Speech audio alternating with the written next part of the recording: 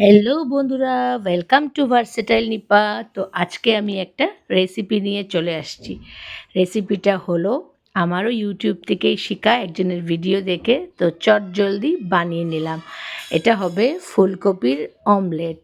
তো জেনারেলি অমলেটে তো ডিম লাগে, ডিমের জাতীয় কি অমলেট বলে, বাট এটা বানাবো আমি ফুলকপি। তো ফুলকপি যখন এমনি এমনি খেতে আর বোর হয়ে যায়, কত ফুলকপি খাবে, তখন আমি ফুলকপি দিয়ে এইভাবে একটা রেসিপি করে নিলাম। তো ফুলকপিগুলোকে ডুমডুম কেটে জলে হালকা বয়েল করে মিক্সিতে তোমার ফুলকপি, আদা আর তোমার কাঁচা লঙ্কা দিয়ে এটাকে পেস্ট করে নিলাম। পেস্টটা তুমি খুব মিহিনভাবেও করতে পারো, ইদার তুমি এমনিও করতে পারো।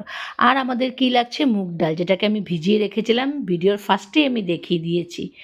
মুগ ডালটাকে ভালো করে তোমার মিক্সিতে বা পাটাতে পেস্ট করে এইভাবে দেখো মিলিয়ে নিয়েছি। আর এটার সাথে আমি একটু ব্ল্যাক পেপার, নুন, হলুদ সব অ্যাড করে দিলাম ভালো করে মেখে।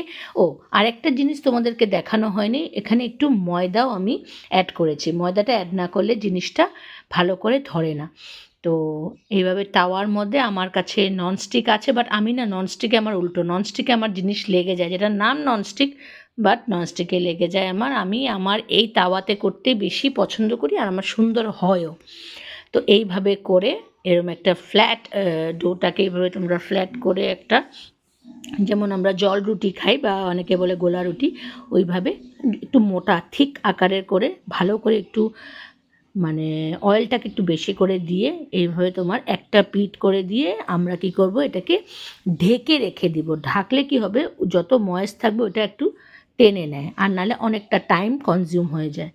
তো একটা পিঠ হবার পরে আমি কি করব, একটু না আমার আঁচটা বেড়ে গেছিলো, মানে স্টিমটা আমার বেড়ে যাওয়াতে কী হয়েছে, এই সাইডটা হালকা হালকা একটু পুড়ে গেছিলো, বেশিটা পুড়ে নেই, খেতে বেশ ভালোই লেগেছে।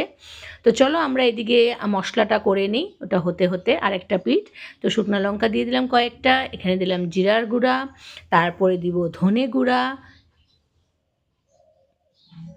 তারপরে দিয়ে দিব টমেটো, দুটো টমেটো নিয়েছি। তুমি তোমাদের অ্যাকর্ডিং টু ইয়োর টেস্ট বা অ্যাকর্ডিং টু ইয়োর কোয়ান্টিটি তোমরা টমেটো বাড়াতে পারো, কমাতে পারো। আর দেখো এদিকে মশলাটা করে আমার এদিকে ফুলকপির অমলেটগুলো রেডি হয়ে গেছে। ভীষণ ভালো হয়েছিল গো। তারপরে এগুলোকে সুন্দর করে আমি পিস পিস করে কেটে, যার যেমন শেপ, কেউ হাতেও কাটতে পারো, আর জিনিসটা সফট দেখো ভালোই হয়েছে। আর এইভাবে আমার ঝোলগুলো হয়ে গেল রেডি, মানে আমি সব মশলা টশলা কষিয়ে জল দিয়ে ঝোলটাকে রেডি করে নিলাম। এক এক করে গরম হবার পরে ফুলকপির অমলেটটাকে ছেড়ে দিলাম। তো এইভাবেই তারপরে ভালো করে জলটা বয়েল যখন হবে, আমার রেডি ফুলকপির omelette. Thank you so much.